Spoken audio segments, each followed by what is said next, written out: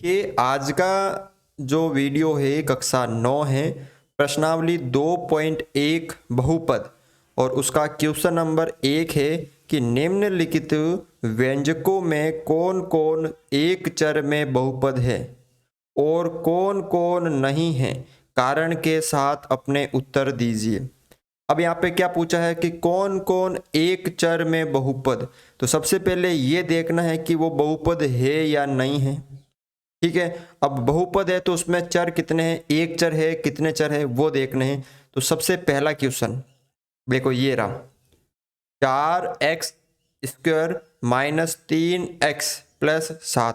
तो ये देखना कि सबसे पहले ये बहुपद है। तो बहुपद के लिए क्या शर्त है कि उसके जो चर है, जैसे इसमें ये चर हो, ये x है, ये x है, ये चर है। अब चर की घात क्या होनी चाहिए, पूर्ण संख्या होनी चाहिए, 0 1 2 3 होनी चाहिए। तो देखो यहाँ 2 है, इसकी घात 1 है, तो इसका मतलब ये क्या है, आपके बहुपद है। अब इसमें देखो ये x चर है, इसमें ये x चर है, तो इसका मतलब इसमें क्या है, एक चर में बहुपद है। ठीक है, तो आपको यहाँ पे क्या लिखना है, आपको यहाँ पे लिखना है कि एक चर में बहुपद है। ये एक चर है, यहाँ पे देखो ये भी एक चर है x, एक चर होगा। अगर यहाँ पे दो आ जाते, जैसे x भी आ गया और y भी आ गया, तो इसका मतलब वो दो चर वाले हैं, x y z, इसका मतलब वो तीन चर है इसके अंदर। लेकिन इसमें तो एक चर है, तो ये एक चर में बहुपद है क्योंकि यहाँ चर x एक ही है। ठीक है, इसमें देखो ये दूसरा, पहले तो ये चेक करो ये बहुपद है, तो इसके चर ये रहा y की घात पूर्ण संख्या में है, तो ये बहुपद है। अब ये बहुपद है तो इसमें चर कौन सा है, y एक ही है, तो इसका मतलब ये भी क्या है, एक चर में बहुपद है क्योंकि इसमें जो चर है वो y है। तो आपको यहाँ पे लिखना है, ये लिखना आपको, यह एक चर में बहुपद है क्योंकि यहाँ चर y है।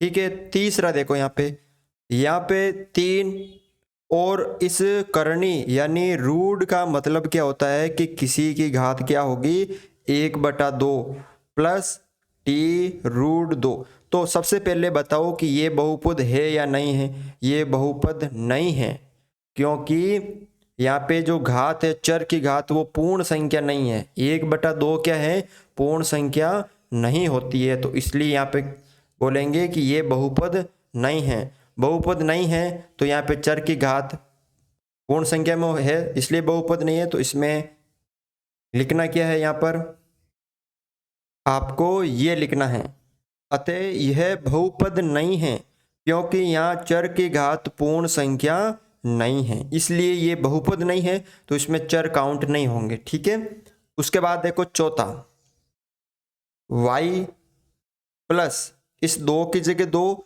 और ये y नीचे है तो ये कहाँ चला जाएगा, ऊपर, और इसकी घात 1 है तो ऊपर जाएगी तो क्या हो जाएगी, माइनस में। तो अब यहाँ इसके चर की घात क्या हो गई, माइनस में हो गई, जो कि क्या है, पूर्ण संख्या नहीं है। इसका मतलब ये भी क्या होगा, बहुपद नहीं होगा। तो आपको सेम लाइन वापस यहाँ पे लिखनी है, ये वाली सेम, यह बहुपद नहीं है क्योंकि यहाँ चर की घात पूर्ण संख्या नहीं है। यहाँ पे माइनस आ गई ना, इसलिए ये सेम लाइन आपको लिखनी है यहाँ पर। पांचवा देखो, x की घात 10, y की घात 3, t की घात 50। तो सभी जो घात है वो पूर्ण संख्या में है, तो इसका मतलब ये बहुपद तो है, बहुपद है।